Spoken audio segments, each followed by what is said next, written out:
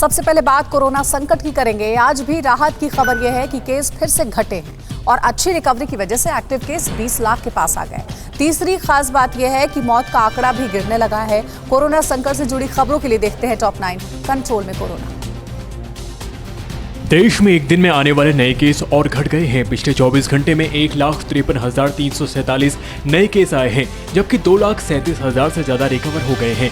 इस दौरान 3,129 लोगों की मौत हुई है, यानी मौत के आंकड़े भी अब कम होने लगे हैं। देश में एक्टिव मरीजों की संख्या 20 लाख के पास रह गई है। देश में कोरोना के नए केस में से करीब 75% सिर्फ 6 राज्यों से आ रहे हैं। इनमें तमिलनाडु में 28,000 से ज्यादा, कर्नाटक में 20,000 और केरल में 19,000 से ज्यादा केस आए हैं। महाराष्ट्र में 18,000 और आंध्र प्रदेश में 13,000 से ज्यादा नए केस आए हैं। वहीं छठा राज्य बंगाल है, जहां 11,000 से ज्यादा नए केस दर्ज किए गए हैं। दिल्ली के लिए पिछले 24 घंटे बेहद राहत देने वाले रहे। यहाँ 13 अप्रैल के बाद पहली बार कोरोना से मौत का आंकड़ा 100 से नीचे गिरकर 78 पर रहा। वहीं 24 घंटे में 946 नए केस सामने आई, जो कि 22 मार्च के बाद सबसे कम है। राजधानी में संक्रमण दर भी घटकर 1.25% रह गई है। एक दिन में 1,803 मरीज रिकवर हुए और सक्रिय मरीजों की संख्या 12,100 पर आ गई है। कोरोना वैक्सीन से जुड़ी राहत की बड़ी खबर है। सीरम इंस्टीट्यूट वैक्सीन का उत्पादन काफी बढ़ाने जा रहा है। सीरम इंस्टीट्यूट ने केंद्रीय गृह मंत्री अमित शाह को पत्र लिखा है, जिसमें बताया गया है कि कंपनी अगले महीने से देश में 10 करोड़ कोविशील्ड वैक्सीन का उत्पादन करेगी। देश में इस वक्त कुछ राज्यों की सरकारें कम वैक्सीन मिलने की लगातार शिकायतें कर रहे हैं। ऐसे में अगर सीरम की घोषणा के बाद जून के अंत तक वैक्सीन की कमी दूर होने की उम्मीद जगी है। मुंबई के एक होटल से कोवैक्सीन की डोज बरामद हुई है। अंधेरी के इस होटल में वैक्सीन की डोज सामान्य फ्रिज में स्टोर रखी गई थी, जो कि नियमों का उल्लंघन है। जानकारी मिलने पर मुंबई की मेयर किशोरी पेडनेकर ने होटल पहुंचकर छानबीन की तो इस सनसनीखेज वाकये का खुलासा हुआ। मेयर ने मामले की जांच के आदेश दिए हैं। महाराष्ट्र में लॉकडाउन 15 दिनों के लिए बढ़ा दिया गया है। सीएम उद्धव ठाकरे ने कहा है कि अभी कड़े नियम नहीं हटाए जा रहे, धीरे धीरे हालात को देखते हुए फैसला लिया जाएगा।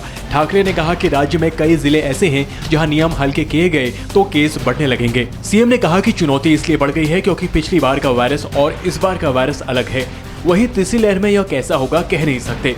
इसी वजह से ऑक्सीजन और बेड अब बढ़ाए जा रहे हैं।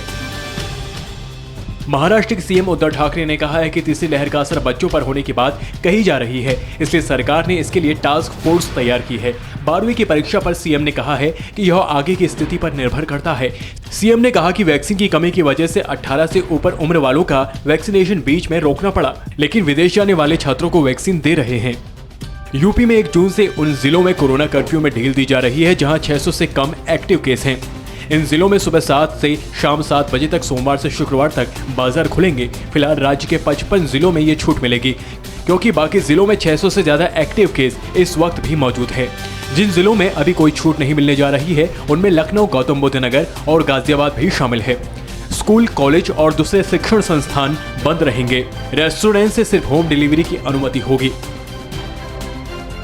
मध्य प्रदेश में स्वास्थ्य विभाग के एक आदेश की टाइपिंग में हुई जरा सी गलती ने सरकार की किरकिरी बढ़ा दी।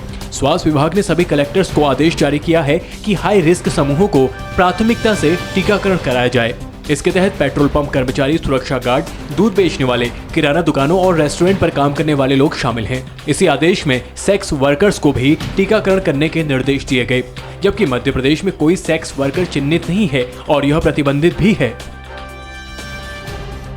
परवाह देश की, सोमवार से शुक्रवार रात 10 बजे TV9 भारतवर्ष पर।